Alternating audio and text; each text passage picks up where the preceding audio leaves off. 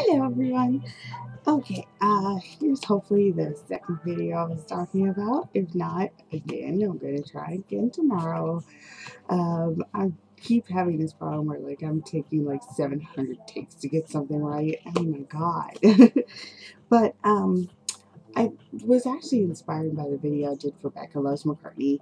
And I was thinking about doing it that day, but I wanted to actually make sure I knew what subjects I wanted to discuss.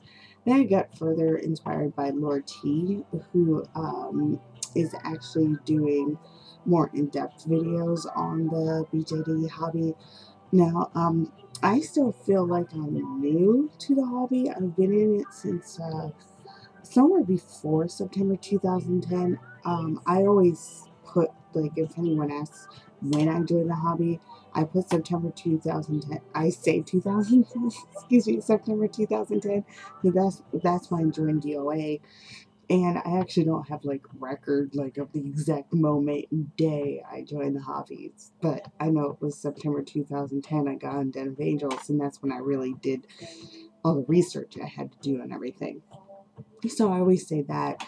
And I've been in there since then till now, and I still feel new. I usually feel still new about things, unless until I've been into it like 2 years, and that's when I give myself to go ahead to be like, okay, you're not new anymore. You really do know what you're doing because you actually stuck with it that long. I'm not really flash in the pan about things like. I really get into things and I stick with it. Like I'm part of the Tokyo Hotel fandom, and you really have to stick with that one because they haven't done shit in since 2009. So um, but I stick with things because I'm stubborn. But I've never had a actual hobby before. I love writing, and that's my favorite thing to do. I really want to get back to that. And I collected anime, but wasn't really collecting type deal. It was like I did watch it and get into it, but it didn't feel like a hobby. Like this feels like a hobby. It's like when I go over to my aunt's house and she collects like elephant figurines.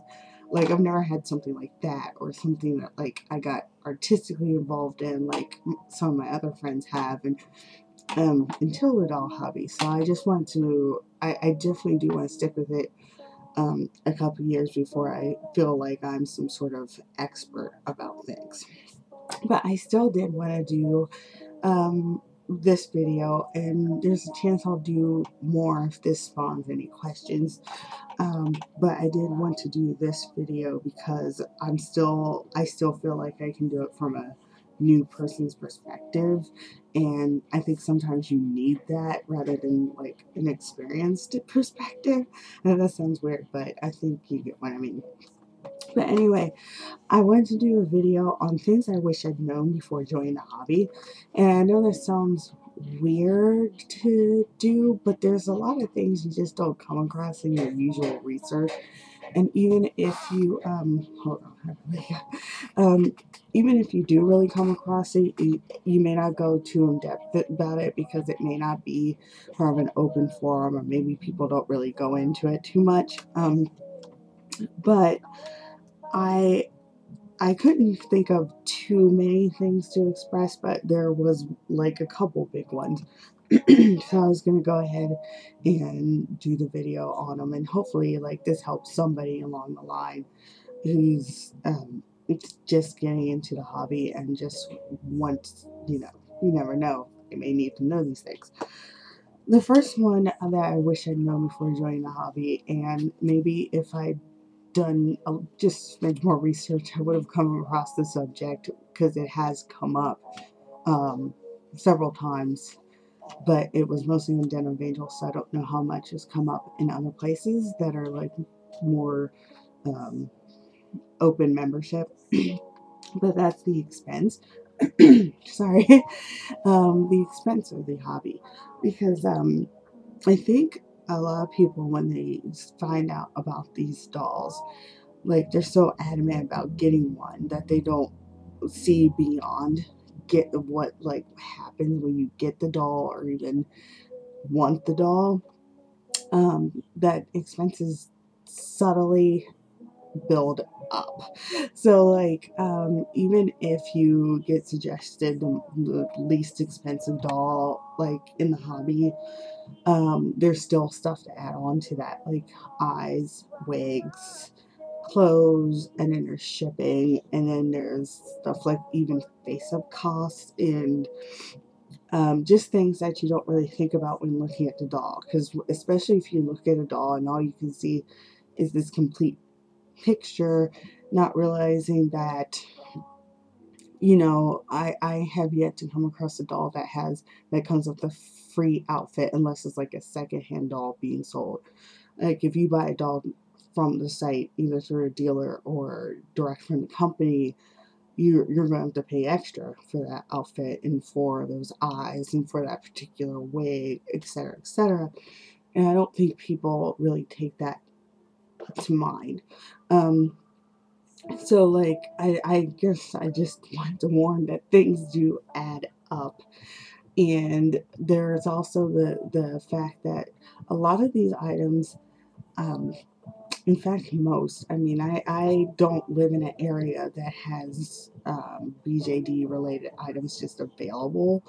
If you do, like if you live by the Volk store, or you live by the Denver doll store, or if you live by Mint on Cards new store, yay for you, because you get to go see these items. But a lot of these items we are depending on people to tell us the truth about the item, and then we get them and we're like, what is this, you know? Or you get it and you put it in a doll and you're like, ooh, that was just not that was just a mistake.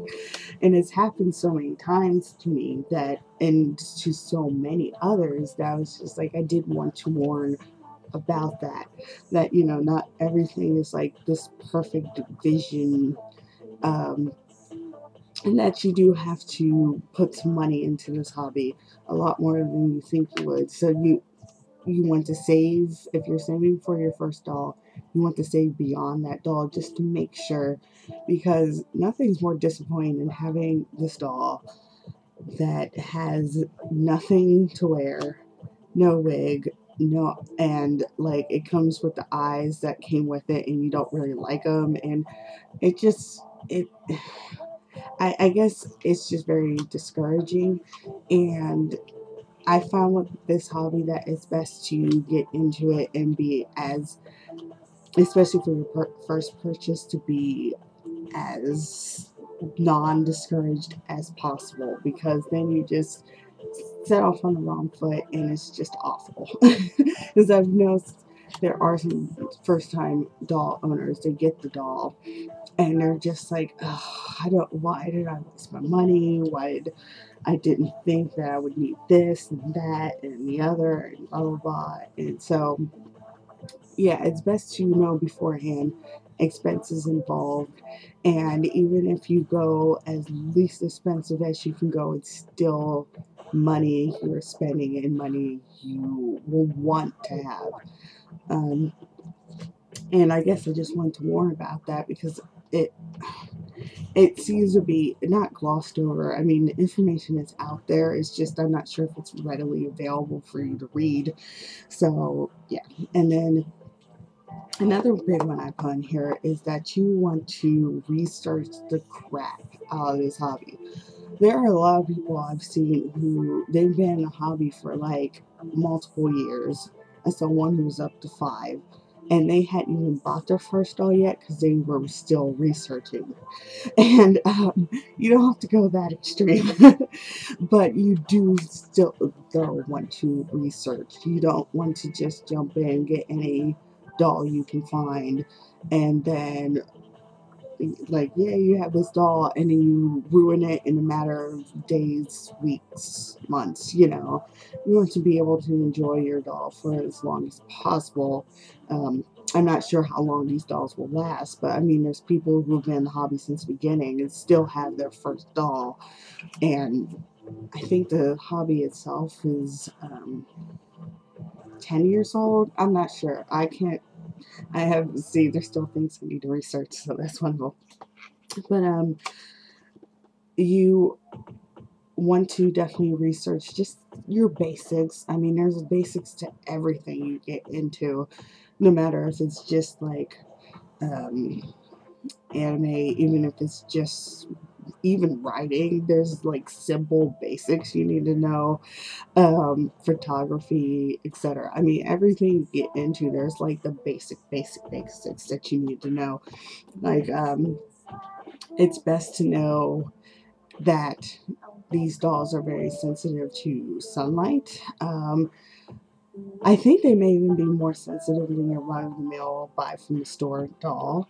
And you just want to be careful exposing them to too much sunlight, taking them out too much in the sunlight, etc. There are people who don't mind the fact what will happen, and there's other people who like keep them in their boxes because they don't want something bad to happen. But regardless, you should know it happens so you can decide which way you want to go with it and deal with whichever consequences happen. Like, for instance, my tan Mo here, he's tan skin, and tan dolls apparently after a while have the possibility of turning green.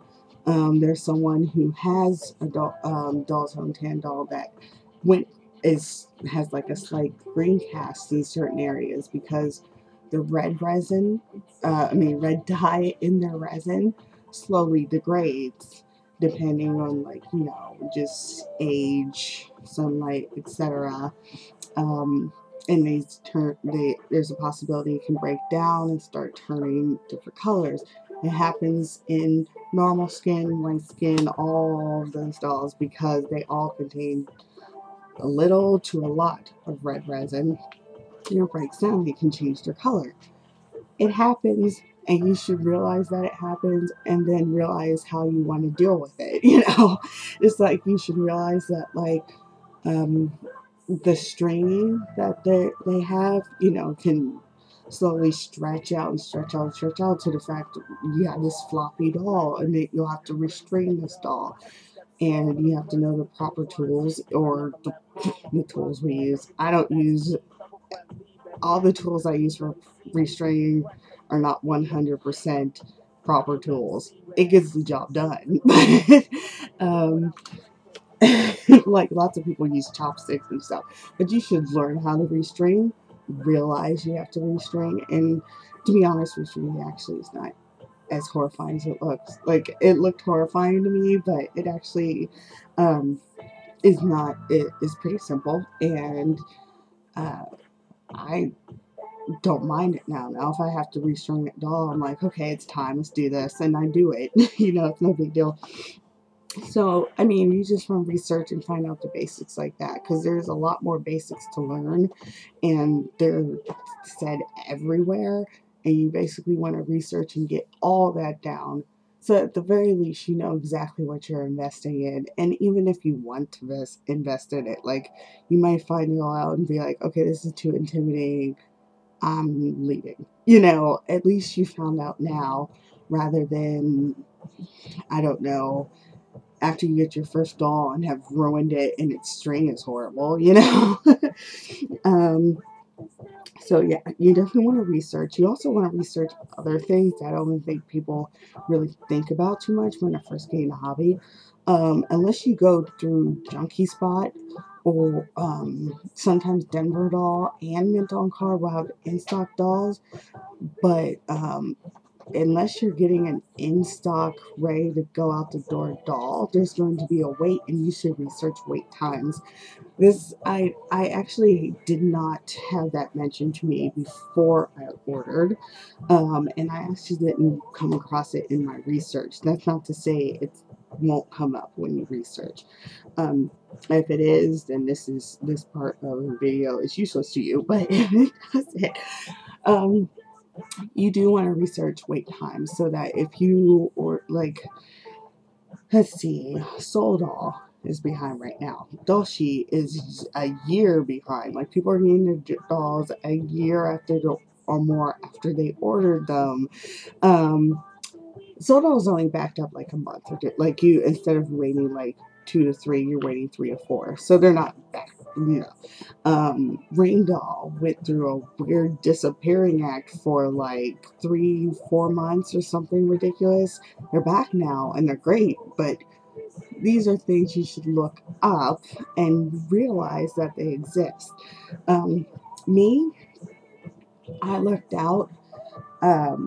My wait time was not crazy for Doll Zone, but I didn't even really pay attention to research for that, and I lucked out on him, and I lucked out on the others except for Doll Sheet. But I did research the wait time that I took that risk, because as long as Doll Sheet doesn't run away with my money, I'm willing to wait however long to get this beautiful doll. So you have to realize that and do the research so that if some weird wait time is happening or some weird thing is happening with the company, you're aware of it and you're not ordering your doll, and then like 3 months later you're like, where's my doll, when people have told you in several places that they're 5 months behind, something like that. You also want to research quality, and any problems the doll may come with, just because that's how they come from the company.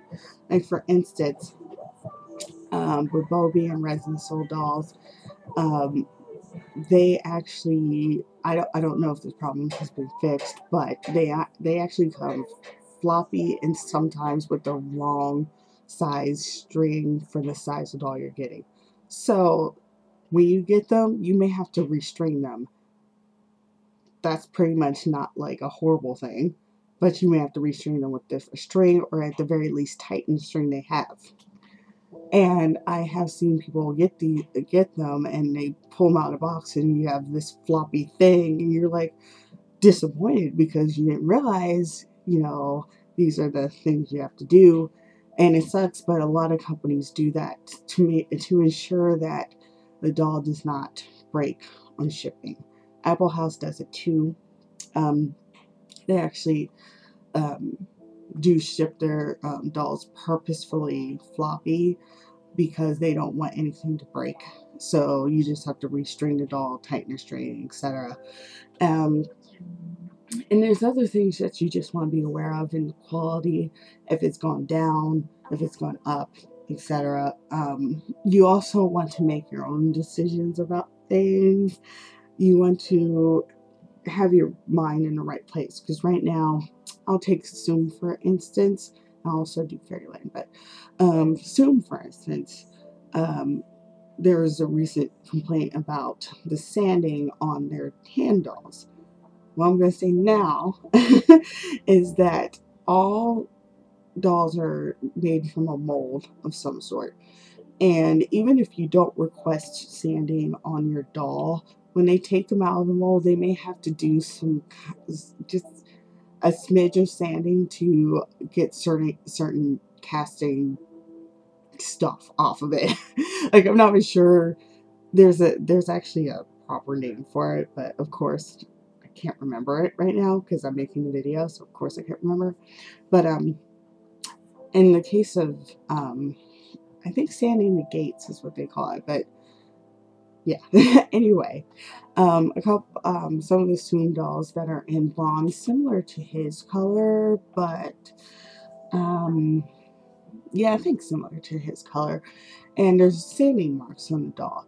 Well, unfortunately, a tan doll may have sanding marks and things like that, and that's actually the risk you take getting tan dolls or any darker resined dolls. And it's really a shame, but it is true. That's why most companies who offer tan will not offer to sand the seam lines on the doll. Like he's seamless. I don't understand how Dawson did that. He actually doesn't have sanding marks, so I'm not understanding that either. But hey, maybe Dawson's own is like miracles. I don't know. But my Elia, who's a diaper doll Lola, she has sanding marks because they did completely sand her, and the sanding looks awful, but that's what you do with tan dolls. They actually no longer offer to sand it at all, And Zoom does the same thing. They don't even offer their seam sanding service for tan dolls. But there still might be slight discoloration because they're tan dolls, and that's just the risk you take of getting a tan doll. So I do want to note that. So in the case of Zoom, that's something that you have to go, is this an actual problem, or is these tan dolls going through what tan dolls unfortunately go through? And then there's the case of Fairyland, where that also can be subjective, but there's some things that have been happening that are just weirdly unacceptable. Um, but you do want to read up on that because you want to decide for yourself, is that actually unacceptable, or can I deal with this thing, or has quality gone up, or is it still going down? You definitely want to do research on that, because Fairyland, I mean, they're sending out dolls with one leg shorter than the other. There's apparently pockmarks, little snowflakes on the doll, etc. But then there's people who will get this perfectly fine doll, and then there's people who get the doll and they don't care. And for things like the pockmarks and snowflake issue, if it arrives like that, that is something you can easily get rid of yourself with sanding paper, but it's all relative. Do you feel like you should get a doll that you have to do that to, or do you feel like the company should have made sure to send you a better quality doll? It's all subjective, but it's definitely something you should look into and be aware of, you know? And let's see. Other things were on my list for small things. I didn't have a lot to even, but I did not come across it when I was researching, so I put them down anyway. Like dolls with odd sizes. You always do want to buy the doll that you want, regardless. But be aware that if they're an odd sized doll, there may not be as much for them. And for a lot of people, that's fine. Like for me, I deal with it if it's the doll I want and going for it. But for other people, that can just ruin the enjoyment of the doll because you can't get much for it. And if you don't sew or don't want to sew or anything like that, then it's like, oh, I have this useless thing around. Like for instance, my doll Chateau dolls. I actually, they are shaped like, you know, they're part of the whole pear shape thing. You know, they're not exaggerated pear shape, but they really are spindly. There's no clothes really made for them except for what their full sets were, and those were sold out by the time I even bought mine. But I took the risk anyway because I love them, and I was like, I'll just sew for them and maybe it'll help me learn to sew. But you do want to be wary about that. Other things, like there's Leak World Michaela, or even if you don't get Michaela, there's still the art body plus different heads now. She is extremely pear-shaped, exaggerated pear-shaped. You can barely find clothes for her.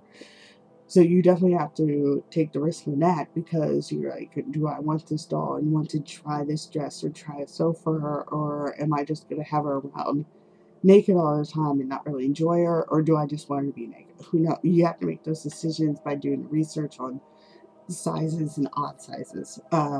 Because like the most you'll find now for dolls that I've noticed is for slim minis, which Junie is. She's over there. Slim minis. Especially if you get a mini fee or a Noah or a resin sole, the double jointed girl body. I'm not sure about any other bodies except for if you get the resin sole Lee body, you don't have to get her head, but you get that body. They can fit slim mini clothes. He's kind of a slim mini boy. I think, I mean, these jeans have to be skinny because it was a horde and he's on him. But he's actually a good size too, because a lot of things are made for his size of doll. He's not typical MSD size though. MSDs and your standard 70 centimeter boys are now getting more clothes made for them. Left behind though are the 65 centimeter girls, which I have one, and she can only fit certain clothes, and hopefully, and sometimes I found her style, sometimes not, but that's okay. I deal with it because I purposefully got her on that body. I got her on that body though before I researched the fact that odd sizes exist and that not enough clothes exist for them.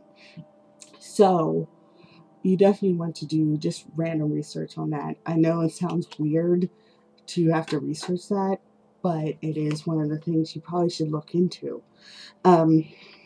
Anything else? I wrote down that,